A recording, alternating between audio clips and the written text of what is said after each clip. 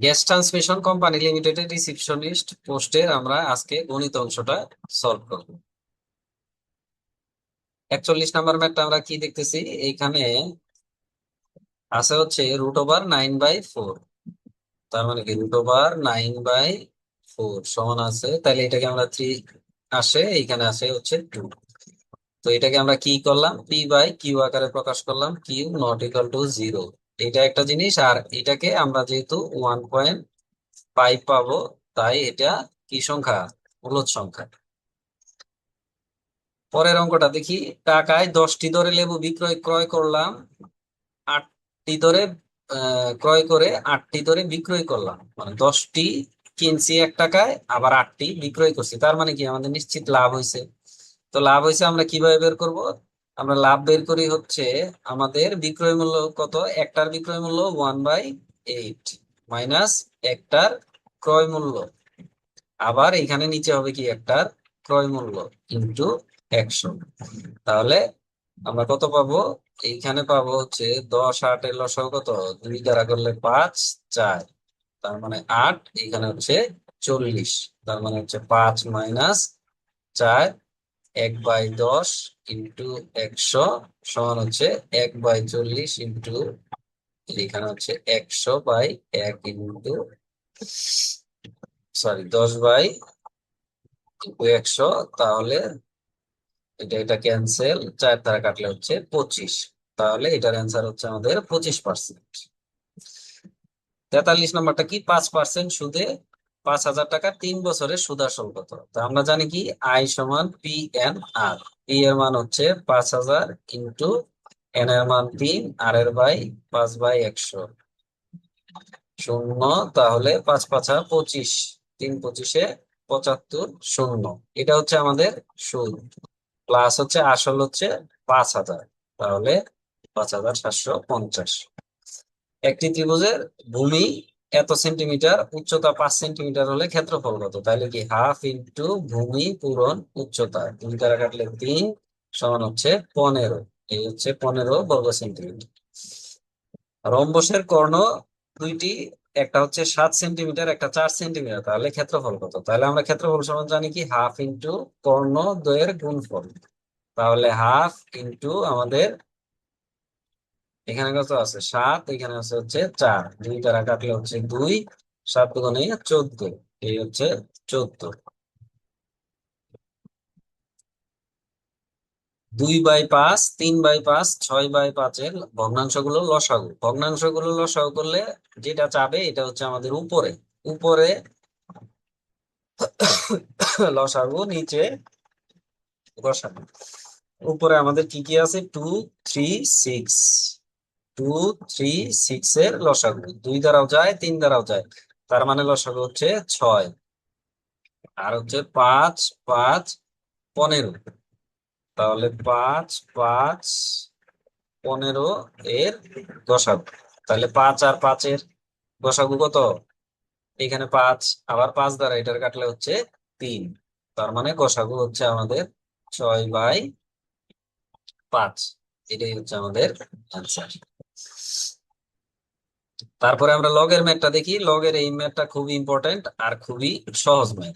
এই ম্যাথটা কি থাকছে, লগ এক্স ভিত্তি 324 ইকুয়াল টু 4। তাহলে আমাদের এইখানে ভিত্তি যেটা থাকে এটাকে এর উপরে আমরা এই ডান পাশেরটা বসাই। তাহলে x⁴ সমান হচ্ছে 324। তাই এটাকে আমরা যদি ভাঙাই, 324 কে 2 দ্বারা করলে 16, 2 2 দ্বারা করলে 8, 1 3 দ্বারা করলে হচ্ছে 3 দুগুণে 6, 3 7 21, 3 9 27, 3 3। এখন আমাদের কত আসতেছে এইখানে,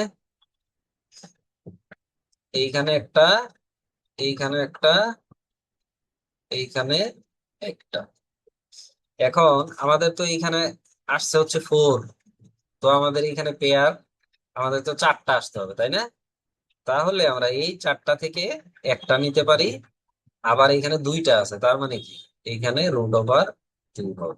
তাহলে √এত টু দি পাওয়ার 4 যখন হবে তখন আমরা এটা লিখতে পারবো। তাহলে x⁴ সমান 3, 4 তাহলে x সমান হচ্ছে 3√8। এটাই হচ্ছে।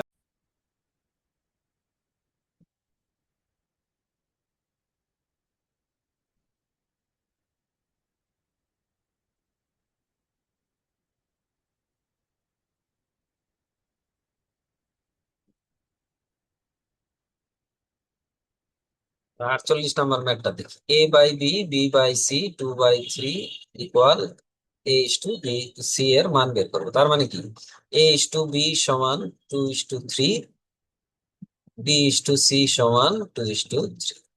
তাহলে আমাদের বি আর সি দুই জায়গায় আছে, তাহলে এটা আমরা সমান বানাবো। তার মানে 2 দ্বারা গুণ দিলে 4 × 6, এইখানে তাহলে 3 দ্বারা গুণ দিলে 6 × 9, তাহলে 4 6 9। আমাদের চাইছে কি a/c, তার মানে 4:9, 4:9। সমবাহু ত্রিভুজের বাহুর দৈর্ঘ্য 8 মিটার হলে এর ক্ষেত্রফল কত হবে? সমবাহু ত্রিভুজের বাহুর দৈর্ঘ্য 8 মিটার হলে এর ক্ষেত্রফল কত হবে? সমবাহু ত্রিভুজের ক্ষেত্রফল কি √3/4 8 স্কোয়ার। তার মানে কি √3/4 × 64, এখানে কাটলে হচ্ছে 16, তাহলে 16√3। 16√3। পরেরটা কি log 2 log 4 log 8 ধারাটির অষ্টম পদ কত? তার মানে কি আমরা এটাকে এইভাবে লিখতে পারি না, log 2 এর উপরে 1 log 2² প্লাস log 2³ প্লাস। তাহলে 1 2 3 আমাদের হচ্ছে অষ্টম পদ। তার মানে কি log 2 পাওয়ার 8। 2 পাওয়ার 8 কে কত আসবে? 2 পাওয়ার 8, 2 পাওয়ার 5 হচ্ছে আমাদের 32, 64, 128, 256। তার মানে হচ্ছে log 256। একটি ত্রিভুজের দুইটি কোণ 28, 62। ত্রিভুজের কোণটি কোণধর্মী। তাহলে এটা জাস্ট আমরা যোগ করে দেখি কত আসে। 0 8 9, তার মানে কি 90। বাকিটা হচ্ছে 180 মাইনাস 90, তাহলে হচ্ছে 90। তার মানে কি সমকোণী ত্রিভুজ। চিনির মূল্য 10% কমে গেছে, চিনির ব্যবহার শতকরা কত বাড়ালে খরচ একই থাকবে? এই অঙ্কটা আমরা কিভাবে, 10% কমে গেছে তার মানে কি আমাদের বর্তমান চিনি হয়ে গেছে 90 টাকা। এখন 10% যেহেতু কমছে, তার মানে কি 90 টাকার মধ্যে আমাদের ব্যবহার বাড়াইতে হবে 10 টাকা। একে কত, 100তে কত, এটা এটা ক্যান্সেল, 100/9। তার মানে কি 9 11 99, 9 1। তার মানে এখানে আমাদের হচ্ছে 11, 9 11 99 1। এটা হচ্ছে আমাদের অ্যান্সার। সংখ্যার অনুপাত হচ্ছে 7:5, তাদের লসাগু 140। সংখ্যা দুটির গসাগু কত? তাহলে এখান থেকে আমরা কিভাবে করি এটা, আমরা করি হচ্ছে 7x আর এখানে হচ্ছে 5x। তার মানে এখান থেকে আমাদের লসাগু আসবে কত? 35x সমান হচ্ছে 140।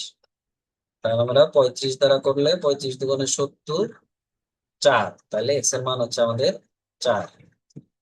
4 7 28, 4 5 20। তাহলে গসাগু কত? তাহলে 28 দ্বারা ভাগ করলে, 28 কে 20 দ্বারা ভাগ করি যদি, তাহলে 8। এখানে হচ্ছে 20 দুগুণে 16, 4 8।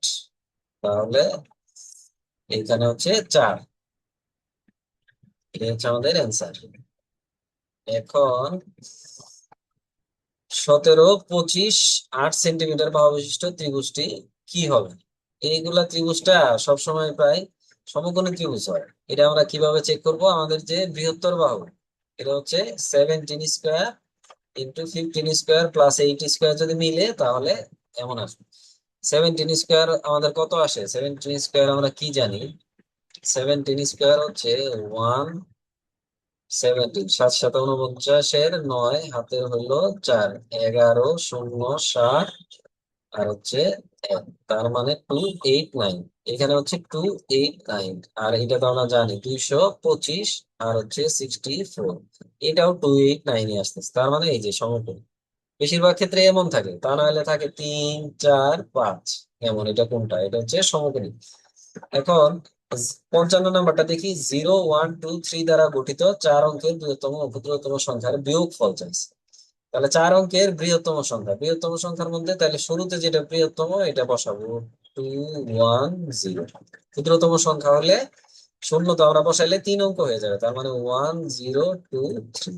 বিয়োগফল, 10 থেকে 3 গেলে 7, হাতে গেলে 3, 11 থেকে 3 গেলে 8, হাতে রইল 1 1 1, সরি 1 না তো 2, তার মানে এই যে 2187। এটা হচ্ছে আমাদের অ্যান্সার। বৃত্তের কেন্দ্র ছেদকারী কে কি বলে? এটা হচ্ছে বৃত্ত কেন্দ্র দিয়ে যদি যায়, এটাকে আমরা কি জানি? এটা সবাই পারে, এটা হচ্ছে ব্যাস।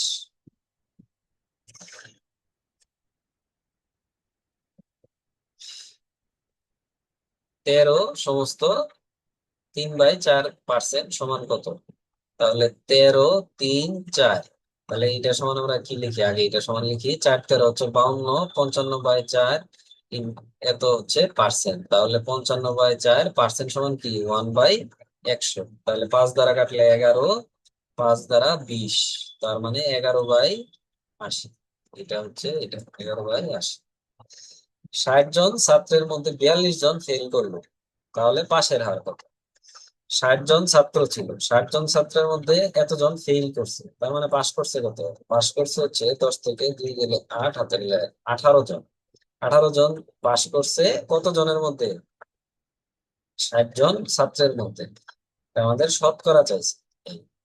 এই, এটা ক্যান্সেল, 6 দ্বারা কাটলে হচ্ছে 3, তাহলে হচ্ছে 30%। এই হচ্ছে 30%। 1/2 এর শতকরা কত? 3/4 হবে। তো এটা কি হবে?